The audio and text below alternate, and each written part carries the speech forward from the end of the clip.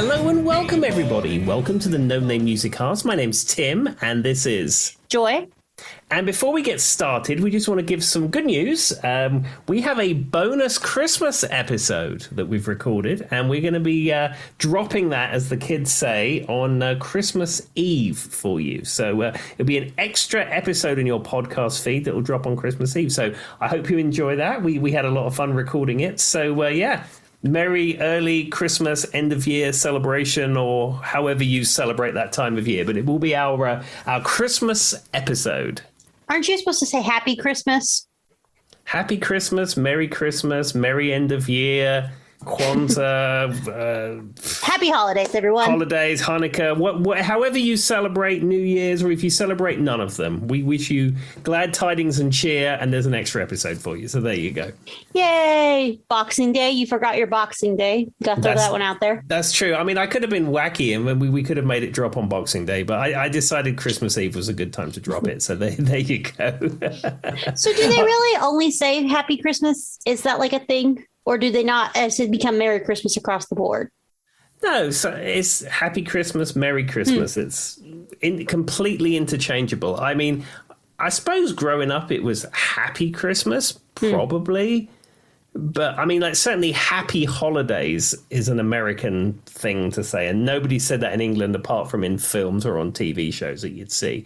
But Happy Christmas, Merry Christmas, same thing. It is Harry Potter who has made me think that you guys only say Happy Christmas that are across the pond. So thank you, Harry Potter. All right. Now on to the episode. Yes, absolutely. So every episode for the last few episodes, we've been doing a tip of the week. So we're going to launch into our tip of the week. We're still waiting for a jingle, Phil.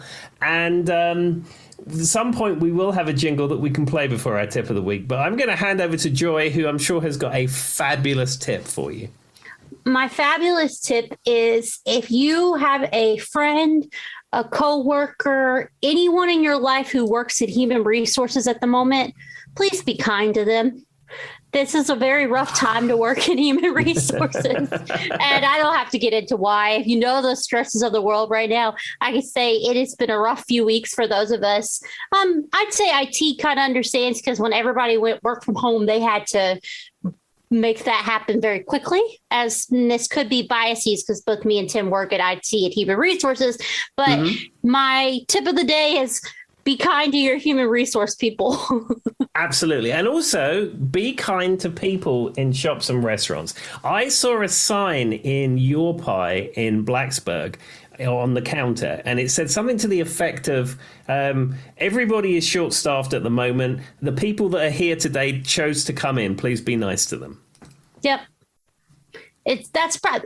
Generally I say be kind to everyone, but sometimes you don't know everything from everybody's perspective. So just be extra kind to those folks. Yeah, absolutely. A little bit of kindness never hurts. So does it matter that your baked pasta thing took another 5 minutes? Not really. No, you'll be okay. Yeah, it's not the end of the world. Or you order it on the app and you go and get it and it's not there and then they have to make it in front of you. Is it an inconvenience? Yes. Is it the end of the world? Not really.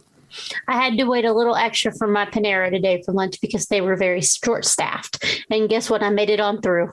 There you go. You are here to tell the tale, and you still had your delicious lunch. And I got $3 off because I used a coupon. Perfect. Look at that. All right, Tim, what's your tip? My tip is, again, my tips tend to be a little bit more specific. So if you was thinking of ordering anything from the ABBA online store because they have a new album out, I would probably recommend not to do that. I would recommend buying those products from Target if you're in the United States, or if in the UK, I was going to say Woolworths, but that doesn't exist, Tesco or Sainsbury's or something like that. Buy it from there or buy it from Amazon. Don't buy it from the ABBA online store. I'm sure Benny and Bjorn are not sitting there putting things in envelopes. I'm pretty convinced of that, the fact, because I ordered an ABBA Voyage box set. and it came 2 weeks after the release date. Normally, like, you pre-order things like that if you're excited about them, and they had this thing where they ship them a day or two ahead of the release date. So when the release date is and all the hysteria is kicking off, it gets delivered to your house and you're listening to it, or if it's a game, you're playing a game, or if you're watching a film, you're watching it on the day, and you're all part of this hysteria, and then you probably post online, oh, I got my ABBA box set, and it's terribly exciting. So not only did I get it 2 weeks late, but when it came, it was crushed and torn. Now, that might not be anything to do with ABBA, and that might be something to do with the fact it came FedEx, and I don't have a particular high opinion of FedEx because all the stuff from FedEx always tends to be late. However, that is beside the point. But all I would say is, if you want some ABBA products, merch, maybe head to your local ABBA stockist or order it from Amazon. There's my little tip of the day for you. Well, there we go. Good to know. And just so everyone knows, our ABBA episode is by and large the most popular No Name Music Cast episode out there. Yeah, absolutely. I mean, we look at the stats, we can see where people are listening, and we can see how many times the episodes get listened to. And the ABBA episode has approximately 4 times as many listens as any other episode that we've done. I think we dropped that episode just at the right time. People were excited about the new ABBA album coming out, and they wanted a refresh of the ABBA discography. So if you haven't heard our ABBA episode, and you like ABBA, I mean, if you hate ABBA, don't listen to it. But if you do like ABBA, go ahead and listen to it, and it will get you ready for ABBA Voyage that you would maybe buy from HMV or somewhere else that's not the ABBA online store. Did you happen to notice that I'm pretty sure the most views were coming out of Germany? Yeah, I saw that. They've tapped it, because usually it's America and then it's the UK for me. Tim's, those are our top 2 that we have for listeners. And for some reason, Germany really kind of knocked it out of the park on that one.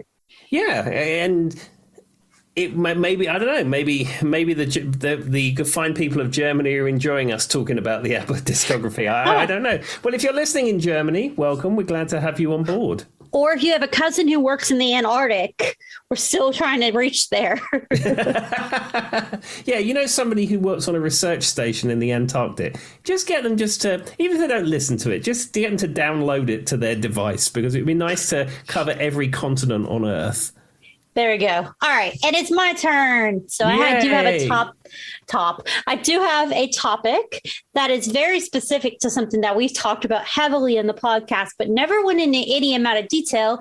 It's the top of the pops. Oh, fantastic. Yay. So I did some research into the history, some of the crazy stuff that's happened on there, and there has been some crazy stuff that's happened, and some of the top performances. I feel like some of these Tim may have seen or heard of or knows of, or is something of his knowledge base. So I thought it'd be fun for us to learn about it, because from an American's perspective, well, Tim's American too, but he's originally from a different country, but from someone who was born and raised in America who didn't watch it regularly, we had like Total Live, Recast TRL. TRL, Total Request Live. That's what it was. I said backwards, but yes, that. But we didn't really have, and I mean, back in the day, they had like Bandstand and things of those natures that were kind of our equivalent. But I haven't really watched a lot of the episodes. I've seen the one where Steps did their reunion and a few pop acts, but that's it. And that's because of the YouTubes. So with that being said, I thought it was kind of fun because we talked so heavily about it to learn a few things that's happened. And I did find out it's like the longest running broadcast music show of all time. Yeah, I think it started in the 60s, I believe. Yes, it did. And I have the exact dates, and we're going to go through that. Oh, fantastic. So it started on January 1st, and it runs weekly. It's made by the BBC, and it started January 1st, 1964. And it ran through July 30th, 2006. So I think at some point, did it have like a resurgence or something? I might have seen something about that. They like redid it at some point later on in the 2000s. Yeah, what they did is, I think after it ended, they stopped it as a weekly show, but they would have always have like a Christmas Top of the Pops special. And I just, so I understand they still do that. It's like they bring it back every year at Christmas or something like that. And I think when I watched the Steps episode, it was some type of reunion thing. And it was like a random special. It would have been probably after 2006. But so they still do some random little specials and things here and there. But that was the general broadcast weekly every week. It's the world's longest running weekly music show. For most of its history, it was broadcast on Thursday evenings on the BBC One. Each weekly show consists of performances of some of the best-selling pop music records, excluding any tracks moving down the chart, including a rundown of the week's singles chart. The original top 20, though that varied through the show's history, the original charts company states performing on the show was considered an honor, and it pulled in about every major player. The first performance on the Top of the Pops was Dusty Springfield's I Only Want to Be With You, while the Rolling Stones were the first band to perform, like an actual band. And that's I Want to Be Your Man. And the last act to perform was Snow Patrol, and they performed live, and it was Chasing Cars, which that song was everywhere when it came out. Yeah, that was a song that I played with Lee Aaron in his band, and I considered that a modern song, but it probably was 10 years old by the time I was playing it. Well, to be fair, I consider it more modern, too, than like Dusty Springfield or the Rolling Stones. But I mean, I remember when it came out, and I really do feel like it was everywhere. So basically, it says the show was canceled in 2006. This Christmas special has continued. And end of the year roundup editions have also been on broadcast on or around New Year's Eve. So that's on top of the on top of the Christmas shows. So they do some type of end of the year recap, too. So what I find interesting is in America, one of the people who's behind like the New Year's Eve specials and tons of the music broadcasts going back was Dick Van Dyke. I don't know if you knew that. He was the producer of like all the major music shows in America for some reason, and all those live things that had bands and things like that. And so a lot of people didn't know that, but at the very end you would say it would have like a little thing saying it was produced by him. So he has to have a ton of money. I've never looked up his net worth, but it has to be really high. Yeah, I didn't know that about Dick Van Dyke. I just know him as a "God blimey Mary Poppins" type thing. I didn't think he was anything to do with music production. Well, I think he just happened to know it was where the money was. And he did like the Rockin' New Year's Eve show that we have where the ball drops. He did that kind of stuff. His name, I don't know if it's still currently, but for a very long span of time it was. He was the person behind all that. And actually, to my mother's credit, she was the one who taught me that because she pointed it out to me a few times when we were watching these different shows. And at the end, it would always have his name. Oh, there you go. So, I don't know who the executive producer of Top of the Pops apparently is somebody named Johnny Stewart. Don't know if that's somebody you even know. He's probably a inside TV person. Someone that Wispy would be aware of, probably working in the TV industry, but not somebody that I'm familiar with. It's him and that TV. So the first episode was on January. It was actually on a Wednesday, even though they said generally it was on Thursday. It was January 1st, 1964 at 6:35 p.m. That's kind of early. It was produced at Studio at Dickinson Road Studios in somewhere's Manchester. How do you say it, Tim? It looks like Rusholme, Rushomolme, Manchester. Rusholme. I don't know. I just assume you know how to say all of it. Well, apparently that's where it was produced. Anyway, so DJ Jimmy Savile presented the show at the Manchester studio, which featured Dusty Springfield, as we said, the Rolling Stones, the Dave Clark Five, Gladys Oliver, the Holy Stay, the Swinging Blue Jeans, Hippie Hippie Shake, and the Beatles' I Want to Hold Your Hand, which was that week's number one. Throughout its history, the program, Proper Always, finished with the best-selling song of the week, although there was often a separate play-out track over the credits. I think I remember that. So was somebody playing like a live track over the credits, or was it like another song they just happened to play? I think it's just another song that they happen to play. And one thing I just wanted to point out, the guy who was hosting that, Jimmy Savile, he is an incredibly, he's dead now, but I mean, he was an incredibly terrible man. He's in the Gary Glitter category. He was running a paedophile ring at the BBC. And it's a shame that a lot of like the history of this stuff is utterly tainted by the disgusting things he did. Was he like a popular DJ at that time then? Like he's on a lot of things, or was it just this? He was a DJ on Radio 1, and which was like the BBC popular radio station. Because like in the UK, the BBC used to just play light music like classical and all that kind of stuff. And then they had pirate radio stations like Radio Luxembourg, Radio Caroline. And what happened is the BBC wanted to get in on that action. So they hired the DJs, well, they kept trying to shut down these pirate radio stations. They were on ships offshore, so they couldn't do anything about it because it was in international waters. And I think in the end, there was like some kind of maritime broadcasting act and they got them closed down. But anyhow, the BBC then employed all the DJs from the pirate radio stations because they were incredibly popular. And they launched Radio 1, which had all these people on it. And then the Radio 1 DJs would do double duty. They would be on Radio 1 with their shows, and then they would also appear on Top of the Pops, which is something that carried on pretty much throughout the life of the program. But Jimmy Savile was I said he was a pirate DJ. He was a DJ on Radio 1. And then later on, he had a TV program called Jim Will Fix It. And what happened is kids would write in and say, "Dear Jim, please can you fix it for me to play football with the UK football team or something?" And then, he'd put their letter on the screen and then he'd make it happen for them and it'd be a TV show. And then he'd put a medal around their neck and say, "Jim, fix it for me." The problem is this Make-A-Wish Foundation over there. Like that kind of idea. But Jimmy Savile was utterly disgusting and was running a paedophile ring at the BBC, and he died. And then after the fact, it came out. Ew. And there's some footage of John Lydon, Johnny Rotten from the Sex Pistols, in an interview like in the 70s or early 80s or something when Jimmy Savile was still alive, basically outing him. And they were like, "Oh, John Lydon, how dare you? He's a beloved presenter." He said, "You have no idea that this is going on." And then, years and years after the fact, he was proved to be correct. And he was on another TV show. They replayed the footage. And he was like, "Look, I tried to tell you." He said, I'm this character. You think I'm some kind of wacky punk, this out there guy. He said, I'm trying to tell you the truth. Well, that's really sad. And that took a turn. I didn't expect that at all when I read his name. For some reason, I thought you were going to say he was a good DJ or something. Not where I thought that was going.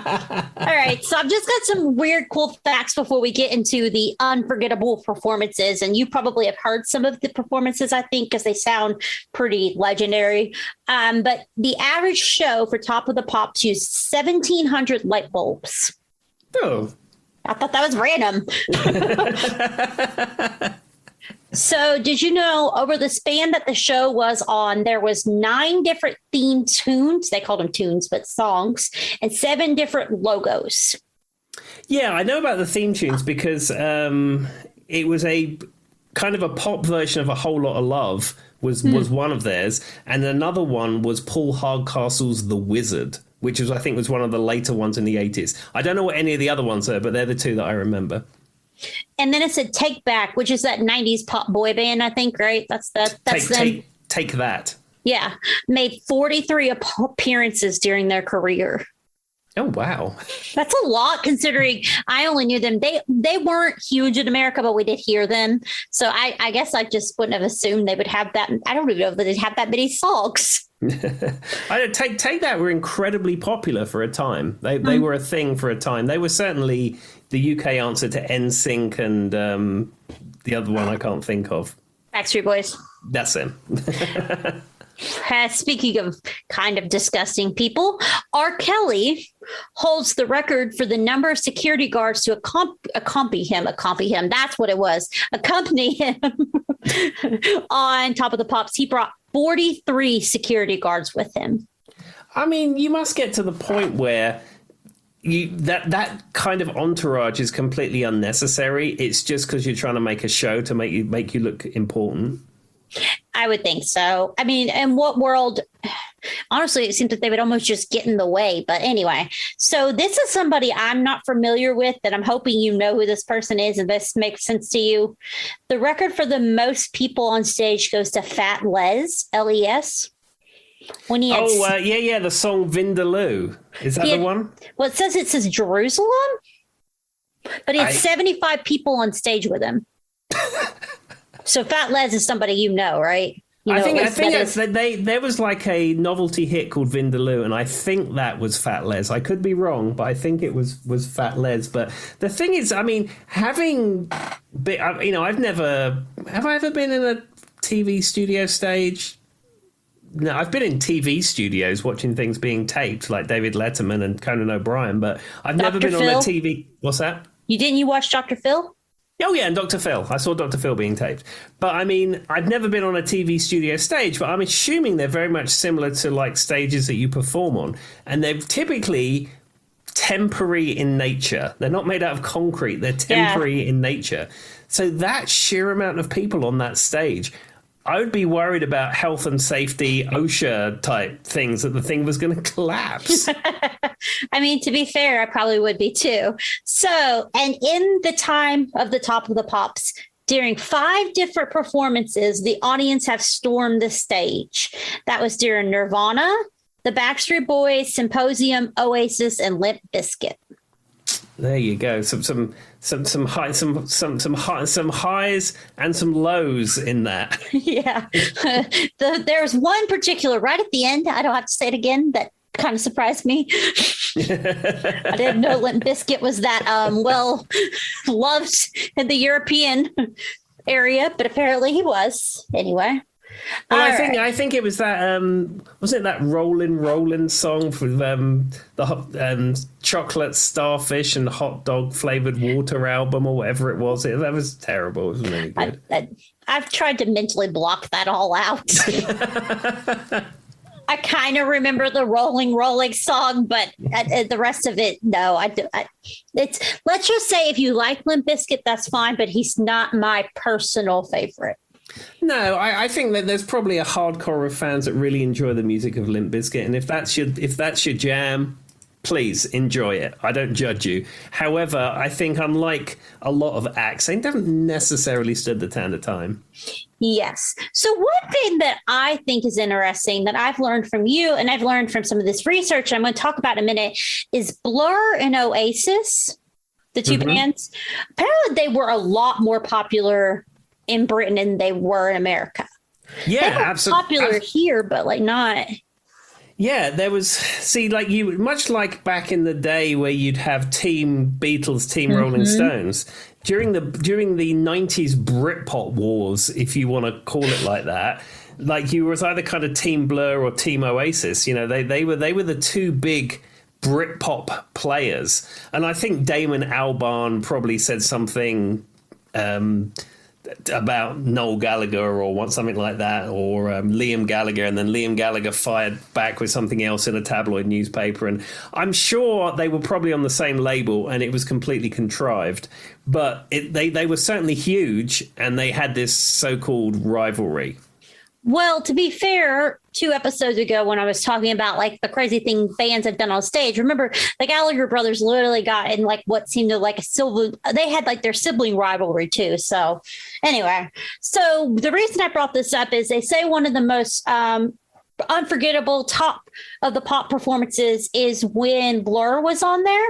They did in 1995 Country House. And the reason that this was so important, I guess, was because this hate rivalry between Oasis and Blur is that, and basically what they said was Oasis launched their album Roll With It. It was like the same day as their enemies, Country Horse. So they did it on purpose. They've launched their albums at the same time. And because of this Brit Pop war, or whatever you want to call it, sounds weird to say out loud, they I guess they're saying Oasis lost because Country Horse was number 1 that week and they performed on Top of the Pops. And it was like a big deal in these rivalries, wheelhouses or whatever. Exactly. But as I said, I bet if you look into it, they were probably on the same record label. I'm sure if we did a little goog, as you said last time, we gave it goog, it would probably come up that way, yes. You mean to tell me record labels would manufacture things, like maybe Britney Spears and Christina Aguilera back in the day on Jive Records at the same time? Well, record companies may come across as being for the artists and for art in general, but record companies are out there to make money, pound notes and dollars. That's what they're interested in. I mean, to be fair, at least we know what they're there for. That's true. So another thing that came up a lot, and I am not super familiar with this at all, because it says Dixie's Midnight Runners, which I'm familiar with, but I always just thought they were one-hit wonders. If I'm being fair, I mean, mm-hmm. I didn't know they had a song called Jackie Wilson Said. Apparently they did. Yeah, by Dexy's Midnight Runners. Yeah, because you probably know them as the Come On Eileen band, and that's probably all you know. That's all I know. But yeah, they had Gino, and then they had the song you just mentioned. I think they had some other ones as well. Well, to be fair, I mean, I recognize him. He's wearing his little dungaree thing and his little tie, his little scarf around his neck. Like, I know who they are, but these songs I don't think were popular. And if they were popular in America, it wasn't like a top hit. But apparently on September 30th, 1982, they played that Jackie Wilson Said on Top of the Pops. But appearing on the screen behind them, there was a giant picture of Jockey Wilson, not Jackie Wilson, which is a deliberate joke. Who's Jockey Wilson? Jockey Wilson is a famous Scottish darts player. Now, I am a big fan of the classic television program Bullseye. Now, this is not a TV show that you've probably ever seen in your life, but it was a game show that was normally on a Sunday afternoon, and it was Jim Bowen was the host, and it was a general knowledge game show type thing with three teams where you played darts, and depending on how you threw the darts and they had some custom boards where you'd win prizes and stuff. And then all the dart players of that time used to appear on it, Jockey Wilson being one of them, and he was a very famous dart player at that time.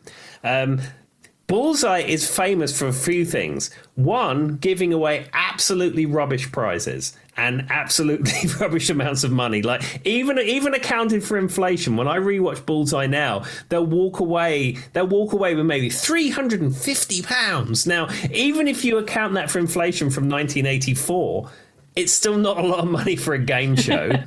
Yeah, and then they'd have a prize board where you'd win a telephone or a tease made, or like a chess set, or like a fondue set, or a terrarium, or something like that. And Bully's special prize, and it would be, I don't know, a VHS video recorder. But the best thing about it's like the bad prizes on that one show that in America that they do in the morning. What is it called?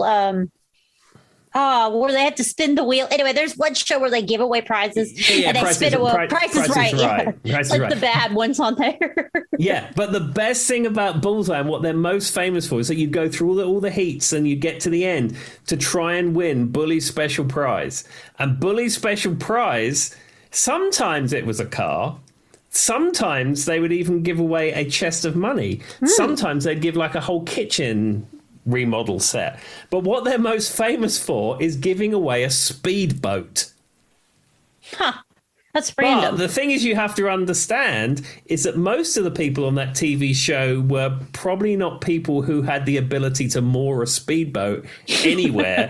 They probably lived in a council flat in the north of England somewhere. That's fine. There's nothing wrong with living in a council flat in the north of England. I'm not judging people, but I'm just saying they're not speedboating. Yeah, that their situations dictate that they're not probably got anywhere to store a speedboat. I was going to say, it seems like kind of a weird prize for that area. I see what you're saying. Okay, so fast forward back to what Jockey Wilson. So basically what they said was Dixie Midnight Runners lead singer Kevin Rowland said, for a laugh, we told the producer to put a picture of Jockey Wilson up behind us. He said, but Kevin, people will think we made a mistake. And he said, I told him only an idiot would think that. The morning after, the Radio 1 DJ Mark read, bloody Top of the Pops. How could they mix up one of the great soul singers with the Scottish darts player? So they did think they messed it up. The funny part is when Jockey Wilson died in 2012, the incident was featured predominantly in his obituaries. There's a special section on it. So not the fact that he was a world championship darts player, it was just because they stuck his picture up on top of the pops by mistake. I mean, to be fair, it sounds like everybody was in on the joke, but from an outside perspective, I see how you would get it kind of mixed. You'd be like, why is that guy there? You know what I mean? Like, that's weird. Who did that? Okay. So I thought that one was funny, and I was curious to see what you had to say about Mr. Jockey Wilson, because I've never heard of him. Well, there you go. So you got a full rundown on Bullseye. And in fact, I feel compelled to give you my Bullseye archive. I may or may not have every single episode of Bullseye on my computer. Yeah, Why does this not shock me anyway? All right. So consistently across the board, and I'm curious to see if you watched it, the Nirvana Smells Like Teen Spirit Top of the Pops performance was one of the ones that people say is just crazy. Did you watch this, Tim, or do you know anything about it? Yeah, I know of this because on Top of the Pops, typically people were not allowed to play live. They normally would either sing to a backing track in some episodes, or they would just lip sync to the track. But I think Nirvana insisted they wanted to play live because they were a live band. And I think the producers said they couldn't do it because they couldn't accommodate it or something like that. So he did it with a live vocal. And then he just went, "The walk on girls, bring your friends," or something to that effect. Yeah, basically it says Nirvana mocked the fact that they're being forced to mime or lip sync or whatever you want to call it, and playing because they weren't even playing their instruments. They were supposed to mime playing instruments. They thought it was ridiculous. So Kurt Cobain started singing in a weird Morrissey type voice. That was his inspiration. And then he allowed a stage invasion by a handful of teenagers. And that's where one of the stage rushing we were talking about came from earlier. Yeah. But that consistently was one of the biggest performances everybody remembered from Top of the Pops, which it's not shocking that theirs would be there at the top. But I kept seeing that one along with Mr. Jockey Wilson over there. So another one was Culture Club's Do You Really Want to Hurt Me in 1982. Mm-hmm. Apparently it was a wonderful performance, but it was iconic because I guess really people hadn't seen Boy George and his androgynous heavy makeup, clothing, long hair. It was like this whole big thing on the news the next day. Is Boy George a girl or a girl George? And da-da-da-da-da. It was a big opening the boundaries for equality for people. And it was one of the most iconic performances, which, to be fair, I feel like, I guess in my mind, the 80s don't seem that long ago, but it was 82. And I see how maybe that was the start of something different. Yeah. And, I seem to remember that at the time. Because in 1982, I was 8, probably 6. Yeah. 74, 6, 8. I was 8 years old. And I remember that. I'm sure it was all in on tabloid newspapers and stuff. And then there was a big discussion. Boy George, is he a boy? Is he a girl? Because, there was no MTV in the UK. This was the only place you could see musicians playing. So that's why it was a big thing. But I mean, yeah, but I think to some degree, maybe Boy George did open the door for people to be more expressive in those kind of things. Well, and one of the headlines literally was Boy George, and it was that stupid Sun newspaper, whatever the heck. I don't even know if they're a newspaper, magazine, tabloid, whatever they are.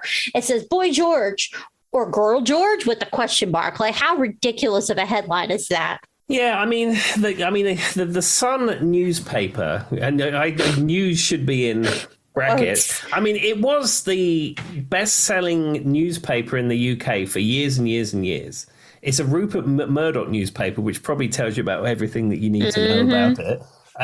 But it was a classic tabloid newspaper with that kind of shock value headline like that on the front page. So it doesn't surprise me. And what do you say, 1982?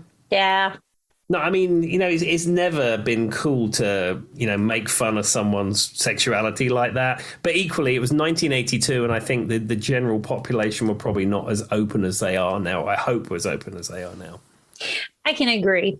And I hope that if you're hearing this, me and Tib are all for do what you want to do, and we will love you anyway. Exactly. Live and let live. Yes. All right. And if Boy George, if you're listening, we'd love to have you on the podcast. Oh, absolutely. We'd be delighted to speak to you, Mr. O'Dowd. All right. So this one is one that I'm sure Tib has heard about. It's John Legend's Instant Karma in 1970. Does that ring a bell? Did you see that performance? Do you know, I don't think I've seen that one. I mean, Top of the Pops 1970 is before my time. Fair enough. So this one, I was just curious because I feel like you would, because first of all, it's technically John Lennon with Ono Plastic Band, whatever they were, Plastic Ono Band, that whole thing. So, and they were known at this point kind of to be a little bizarre. If you guys aren't aware, their music is a little out there. It's a little eccentric. You've got noises and people banging on things, and just all around kind of an interesting perspective. And I guess they went on the Top of the Pops and did that. So basically what they're saying is the performance was bizarre. It was his second performance on the show, or third performance. But did you know that the Beatles' second performance was actually it was taken off the air, and it was like wiped from history for some reason? Yeah, and I can explain why, because used to be the BBC had a policy of reusing tapes. Now, cassette tape at the time, or even up to, the 70s and 80s, cassette tapes were very expensive, and in the broadcast, or the tapes that they use were incredibly expensive. So they didn't think there was any value in keeping their archives for later use. They figured it's like a one and done. You've seen your show, it's gone through the playout system. Let's wipe the tape. So a lot of that stuff that went on would have been pre-recorded. They would have played it out, and then the tape would have been wiped, and then it would have been reused. Now things are archived forever. I mean, you're not archiving on tape typically. You're archiving digitally, so it's going to be on a hard drive array somewhere. And storage these days for stuff like that is incredibly cheap in comparison. But they didn't see that home video or Laserdisc or DVD or Blu-ray or anything was ever going to happen. So they just figured, we'll play it. It goes out. We'll wipe it. We'll make a new program. And that's why you get things like Doctor Who. Oh my God, that's my next statement. Yeah, because that's how you get things like Doctor Who, where there's so many episodes that don't exist because they were recorded, they were played out, and then the tape was wiped. Well, here's the crazy part. Speaking of Doctor Who, apparently in a Doctor Who episode called The Chase, you can find a clip of this Beatles performance that's just wiped from, they put it in the episode. Like there's a clip of it in there just before one of the characters predicts a future Beatles museum that was actually built. Like it's real weird. So it's weird you said Doctor Who, because my next statement was about that. But anyway, so the Beatles performed twice, and that second one is like wiped from the history besides on a Doctor Who episode. Apparently that episode was not wiped out by, somebody recording Knight Rider over it or something. I don't know. But the performance, though, the one that is iconic with this John Lennon's Instant Karma is iconic because it was him and Yoko, and they were very out there, and nobody quite knew what Yoko Ono was doing on stage. And it was real weird because John Lennon kind of pretended like he knew what was going to happen next, but it's kind of like he didn't. I'll post it on the page. It is very strange. It's just one of these performances where Yoko Ono is like riding around in a sack beside him. Kind of, yeah. She's like making noises and moving all over the place, and none of it kind of makes sense. Yeah, she's probably making some kind of artistic statement. Yeah. But maybe Top of the Pops when you're singing Instant Karma isn't necessarily the place to do it. I don't know. If you're in the some kind of art gallery in New York City and you've got some kind of happening, maybe that's the place for it. But probably not Top of the Pops with a bouncy along pop song. And that's what the whole point is for, because Top of the Pops is like Tim kind of talked about when he was younger. He was kind of top 40s type thing going on, and it didn't really fit their mold. Sure. So the audience is awkward. The person who introduces them, when they're saying thank you, it's just all around an awkward performance, which does not surprise me because, like you said, it's a very big stylistic, artistic choice. If you're into it, once again, do what you're going to do. But it was a very strange performance for like a top 40 television show. Exactly. And at some point, it kind of looks like John Lennon doesn't even know what's going on. But anyway, I will post it for you guys to look at yourselves, but it's strange. And one of the largest rating grabbing episodes, it was also one of the biggest shows of all time. It had a big fanfare behind it. Was, guess what band, Tim? The Spice Girl. So the Spice Girls performed Wannabe because, that was their first hit and it was their biggest hit. But apparently Britney Spears and Backstreet Boys were actually on Top of the Pops, but they did it via satellite. They weren't physically there, but the Spice Girls were actually there. And it was their most watched episode, I think, up to that point. It had millions upon millions upon millions upon millions, they said, people tuning in. And it had been it was just like one of the big Brit Pop mania type episodes. So it's one of their most famous episodes. What does it say what year that is? It says late 90s. It would have been 98 or 99. Yeah, I may have seen that. Possibly. Yeah. It doesn't, for whatever reason, it doesn't give me an X. It just says late 90s. But apparently Britney Spears and I'm sorry, I can Google it and find it out. But Britney Spears and the Backstreet Boys also appear within that same realm, but they had to appear via satellite link, whereas the Spice Girls were on the stage. Well, they were probably local. Yes. And it was kind of like they said, the kickstart of the big British pop era right there. That's one of the more notable episodes. Let's see what else we have here. Is there any episodes while I'm looking, Tim, that sticks out in your mind or anything that's the most Top of the Pops, bizarre thing you can think of? The only one that's memorable, and I wish it was not memorable in my brain, we've discussed before Gary Glitter. As we've said before, that guy's disgusting, absolutely. But there was one, before it came out, the various terrible things that he was up to. There was a song called Doctor in the TARDIS, which was a Doctor Who themed song. And it was one of the first releases by the KLF. And I think we've covered the KLF on here. Yeah, you even posted some video of their craziness on stage. Yeah. And it was the Top of the Pops Christmas special. And they were doing their Doctor Who, that song is really like a Gary Glitter song called Rock and Roll, but with Doctor Who lyrics in it.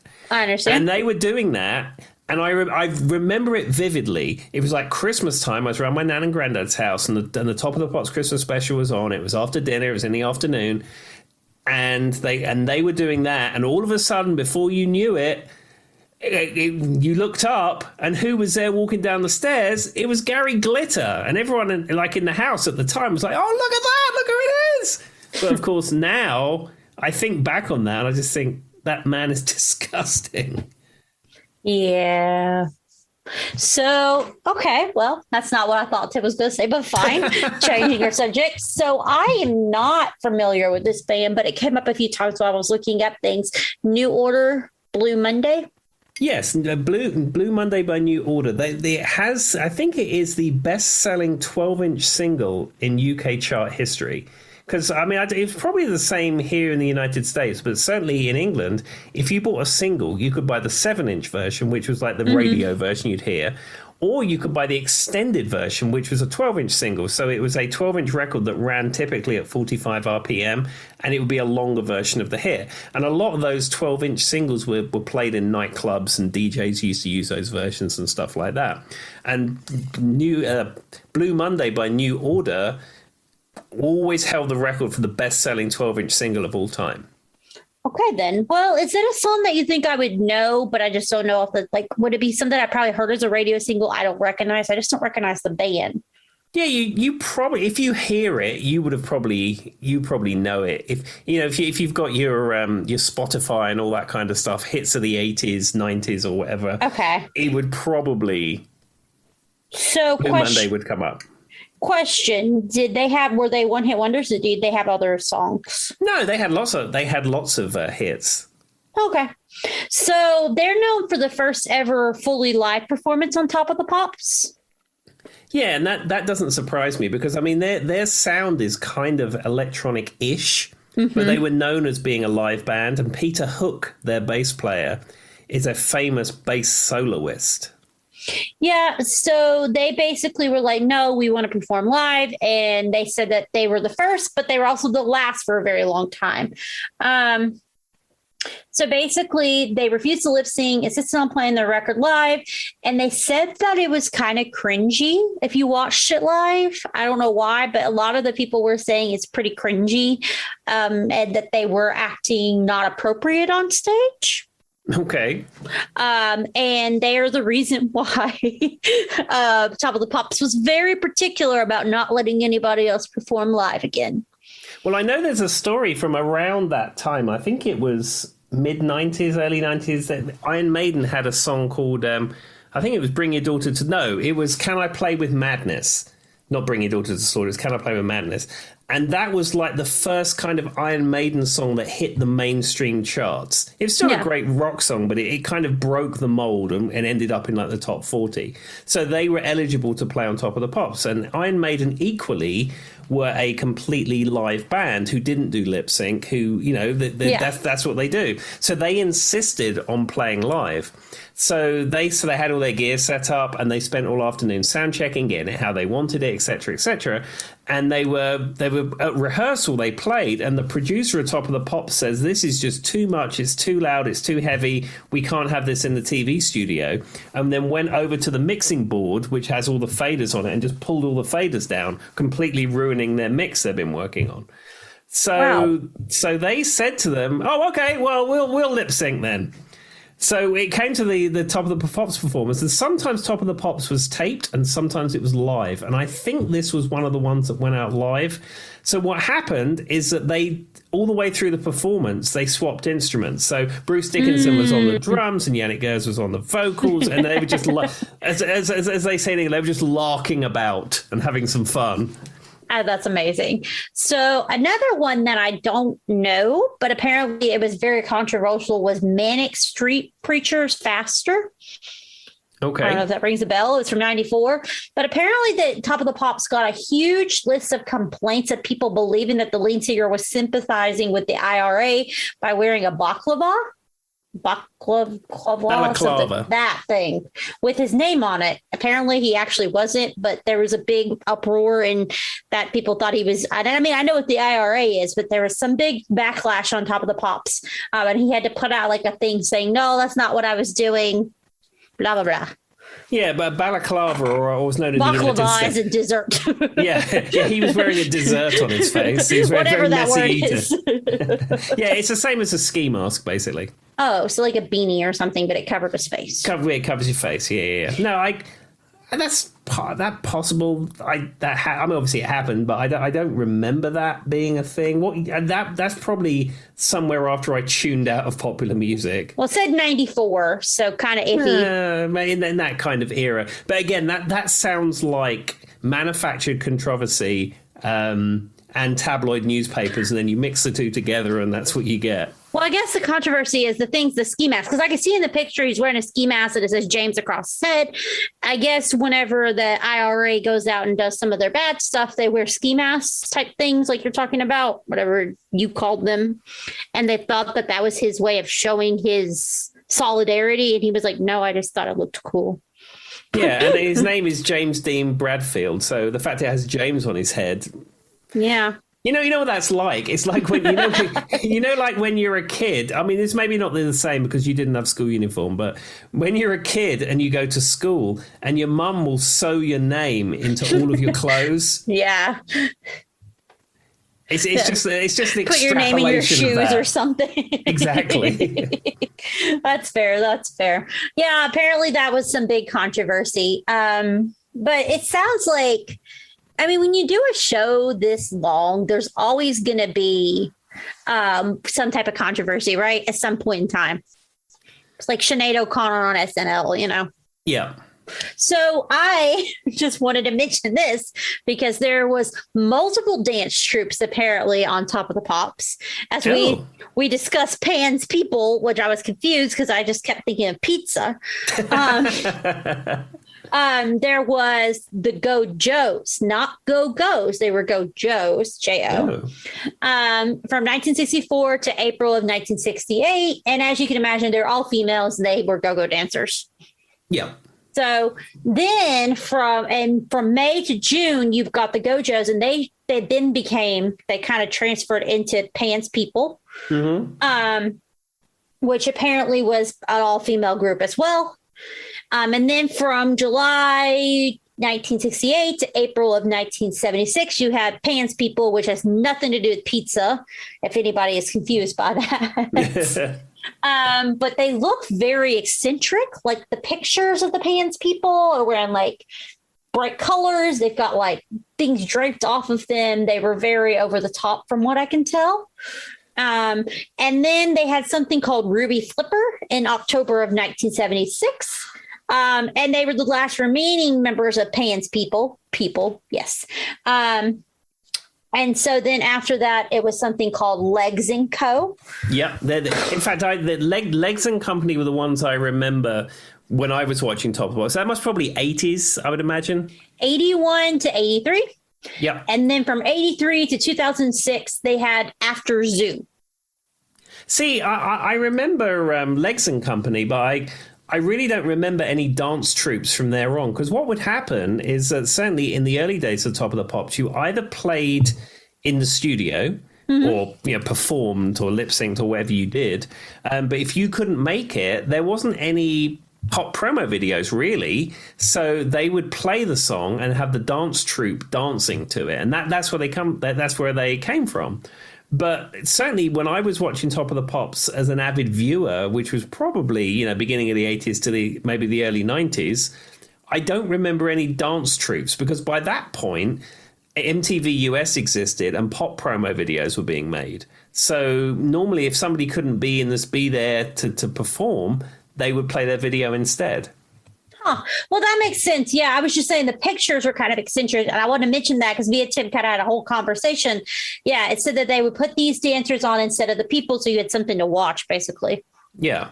So I wonder, if they didn't know who was going to actually show up and who was, you know what I mean? So are all the Top of the Pops pre-recorded typically? I think some of them were pre-recorded and some of them went out live. I know sometimes you would start the episode and it's like, ladies and gentlemen, this week's Top of the Pops is going out live. Hooray! I mean, there was some of that, and then sometimes it was pre-taped. I can tell you a Top of the Pops fact.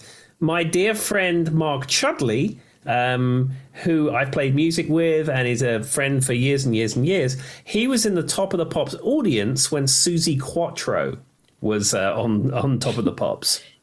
Well, that's very interesting. I don't know who Suzi Quatro is.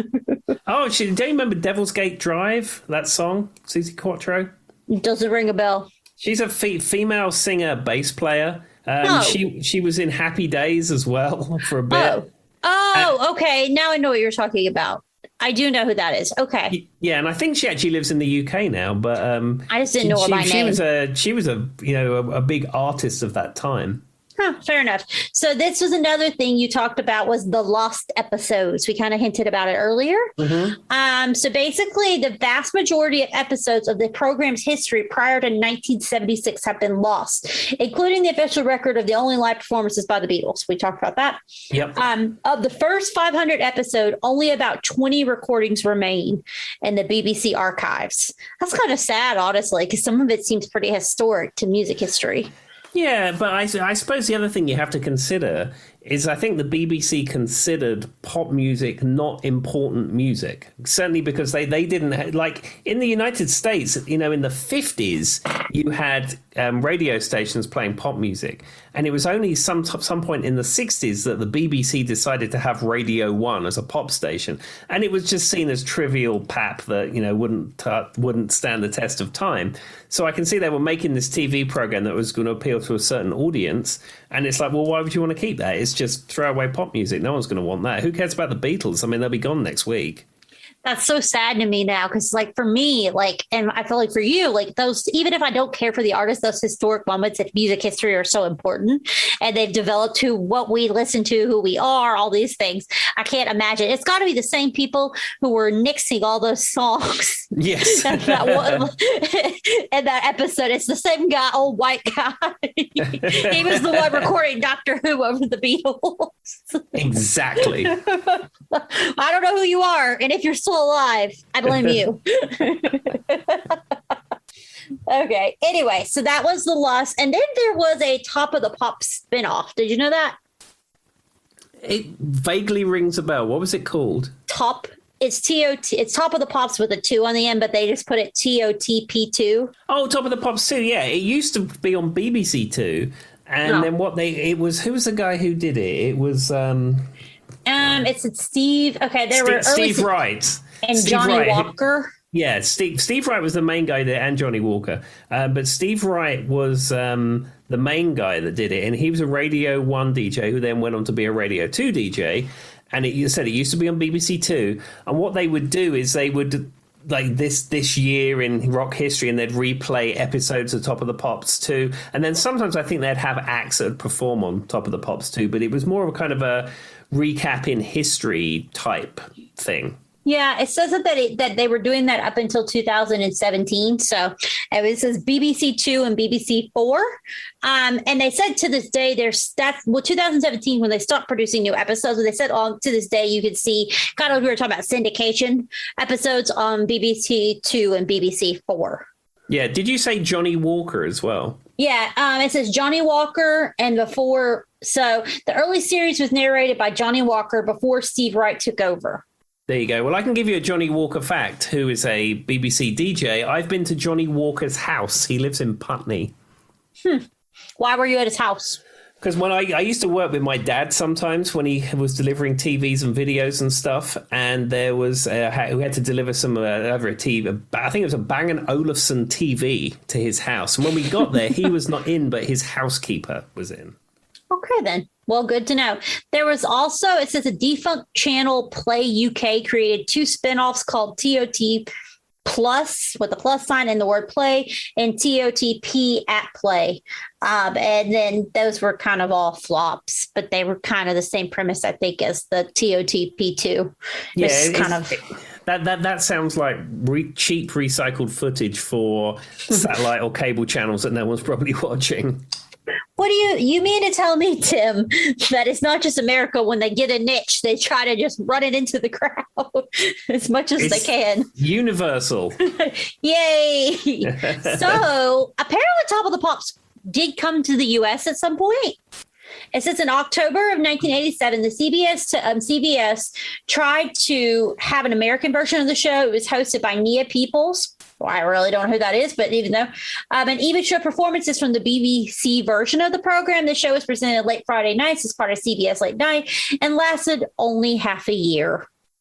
Yeah, and I remember this because it was promoted on UK Top of the Pops, because they'd say, oh, and then now we're going over to the US Top of the Pops, and this is so-and-so, so-and-so. And I actually remember that. So, cool fact, on January 23rd, 2006, Lou Pearlman, who we've talked about already. Yes. Lou Pearlman made a big deal to bring Top of the Pops back in the airwaves in America. It was expected to be similar to the 1987 version, but would utilize Billboard Music Charts magazine, and most notably the Hot 100 the Billboard Music Charts does. Mm-hmm. It was planned for either 2006 or 2007, but with several lawsuits against Lou, we talked about that in a previous episode. Yes. See the whole Blit making company and its companies, which resulted in conviction in 2008, as well as cancellation of the UK version.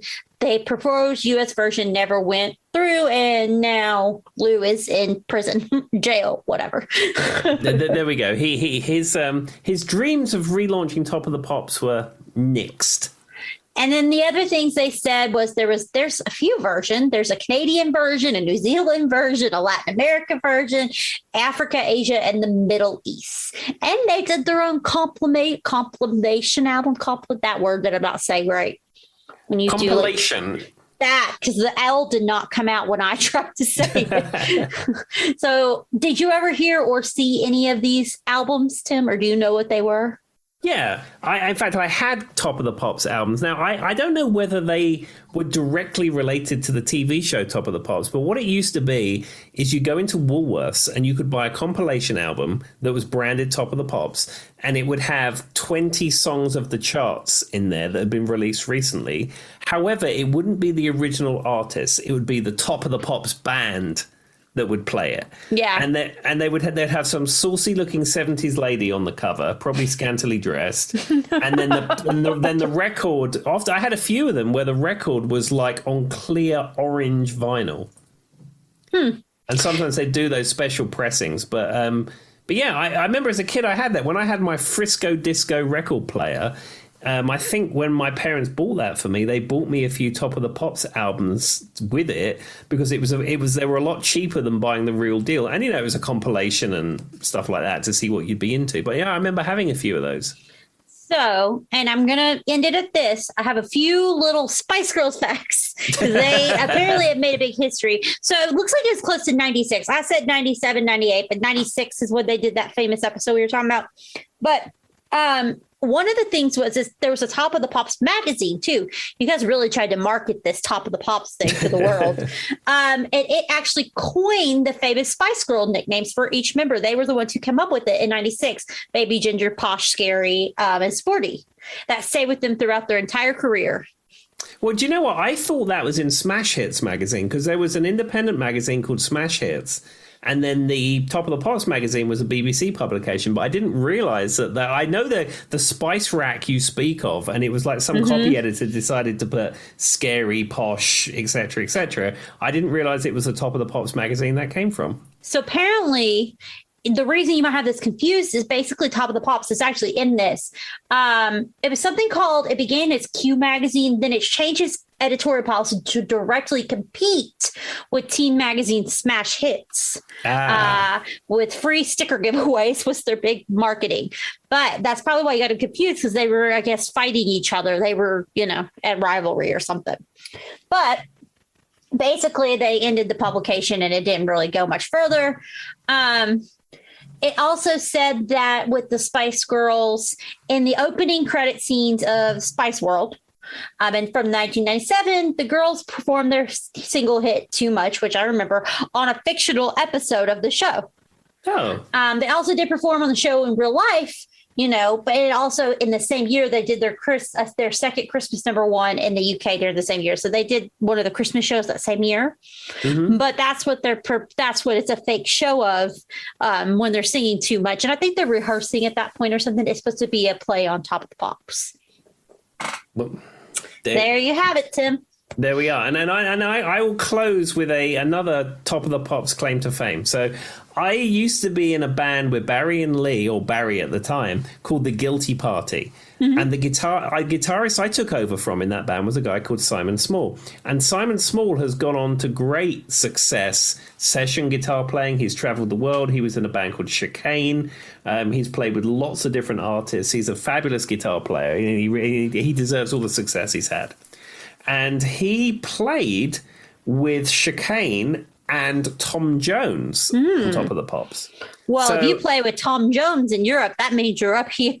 Exactly. So I'm that far. I'm, in like the the Bacon Index or whatever it is. I'm so Bacon. many 6 degrees. I'm about 2 degrees of bacon away from being on Top of the Pops and playing with Tom Jones. So there you go. So how many degrees of bacon are you away from ABBA then, because of your ABBA history? Well, it's probably like 2 degrees, because I played with Little Mike, and Little Mike was in ABBA, wasn't in ABBA, but he played on a bunch of tracks with ABBA. So there you go. See, I can basically connect myself to more or less anyone through a few people I've played with. Wasn't there something with Mumbo Jerry too? Or Mungo Jerry is actually his name, not Mumbo. The only claim to fame I have with Mungo Jerry is he lived in the same town as my uncle in Germany. Okay. Well, so then you're more like 6 degrees away from him. All right. Well, with that, I will end the Top of the Pops episode, but I figure we talked about it so heavily, I might as well get invested. There you go. So you're all research, you know, all about Top of the Pops. Yes. And from what I get, it was very well produced and probably made a lot of money. I would imagine so. All right. Bye. See you later. Bye-bye.